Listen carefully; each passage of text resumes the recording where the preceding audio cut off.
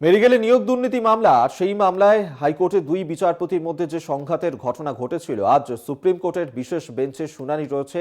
এর আগে শনিবার মামলায় যাবতীয় রায় এবং বিচার প্রক্রিয়ায় স্থগিতাদেশ দিয়েছিল শীর্ষ আদালত। শীর্ষ আদালতের যে 5 বিচারপতির বিশেষ বেঞ্চ গঠন করা হয়েছিল এবং শনিবার সেই বেঞ্চের তরফ থেকেই যে নির্দেশ দেওয়া হয়েছিল যে কলকাতা হাইকোর্টে সিঙ্গেল বেঞ্চ এবং ডিভিশন বেঞ্চের দেওয়া সমস্ত রায়ের ওপর অন্তর্বর্তীকালীন স্থগিতাদেশ দেওয়া হয়েছিল এবং সেই মামলাতেই আজকে ফের শুনানি রয়েছে শীর্ষ আদালতে, যেখানে মেডিকেলের নিয়োগ মামলাতেই দুই বিচারপতি অর্থাৎ অভিজিৎ গঙ্গোপাধ্যায় এবং বিচারপতি সৌমেন সেন তারা নিজেদের মধ্যে যে বাদানুবাদে জড়িয়ে পড়েন এবং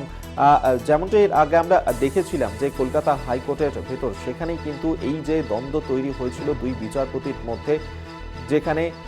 সিবিআই তদন্তের নির্দেশ দিয়েছিলেন বিচারপতি অভিজিৎ গঙ্গোপাধ্যায় এবং তারপর সিবিআই একটি এফআইআরও করে। যদিও অভিজিৎ গঙ্গোপাধ্যায়ের দেওয়া এই সিবিআই তদন্তের নির্দেশ এবং